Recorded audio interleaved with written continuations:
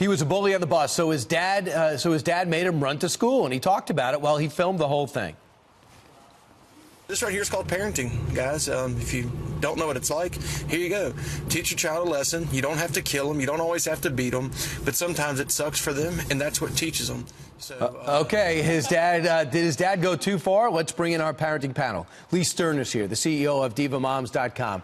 Dr. Dominic Sportelli is here. He's a certified psychiatrist. And Jeannie Azeno is a mom political science professor and consultant. Jeannie, let's start with you. Is this good parenting? Well, the statement we heard I don't think is good parenting, because I don't think you ever need to kill or beat your child for anything. Because he said you don't always have to beat him. He was saying in jest, I'm sure. I think he was right in terms of the punishment. What I have a problem with is two things. Number one, posting the video. I get very worried about humiliating a child like that by posting the video, but I do think he was right to have him walk to school. The child should not be bullying. And then he also needs to address the cause of the bullying so it doesn't happen again. Right. And I worried a little bit the father seemed to have bullying tendencies himself with the posting of the video. So that was a concern I had about the posting. Right, Dominic. The thing is, you don't just learn to be a bully. You're not born a bully. You wonder what was happening at home. Exactly. And as I said before, bullying is a symptom, right? So when a child is bullying, you have to look deeper into what's going on.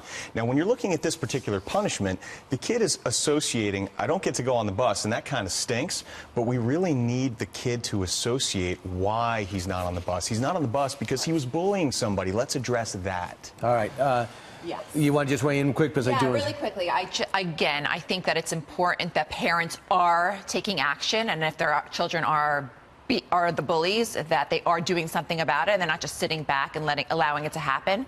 However, this personally, I think there are other ways to discipline, and if this was the way he did it, I don't think we needed to see the video go viral. All right, so let's switch over to football, youth football, and it's something that comes out with parents too. Think about a lot of divorce situations, and they said one parent decides, I want my kid to play football. The other says, with all that's going on right now, you really want him to play football? And this ends up being in family court, battling it out. Dominic, where do you stand on this? Yeah, so listen, we absolutely know that there's a link to head trauma and what's called chronic traumatic encephalopathy, which is, it leads to pretty much brain damage as an adult. There was a study done by Boston University that showed that kids under the age of 12, if you started playing football under the age of 12, you likely had an increased chance of having behavioral problems, emotional problems, cognitive problems. Now, that was a good study, but there were certainly flaws in that study. We need more research. I don't want the legislation to get ahead of the science here. And plus, we've had generations of people playing sports over 100 years. Football, it's the most popular game in the country. And there's also hockey, which is very physical. Soccer, we were heading the ball at 3 years old, 4 years old. Jeannie, where do you stand on this? Because if a kid wants to play, can they be involved and they end up in family court? Yeah, it was stunning to me to see that lawyers are saying this is happening increasingly. As you mentioned, it used to happen more in hockey, but increasingly in football, which, as Dr. Dominic mentioned, has gotten so much press in terms of the concussion issue.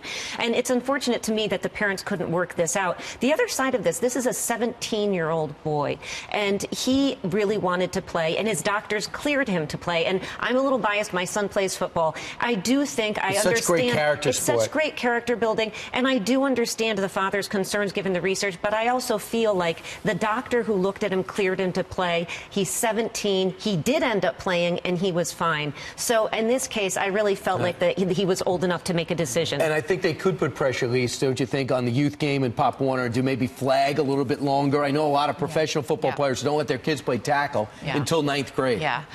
I have two sons. They're not playing football, but that right now they've chosen not to play. However, if they choose to play when they're older, that'll be a discussion that we'll have then. But going back to this case, I see both sides from both parents, and hopefully that the kid will make the right choice and what decides to happen.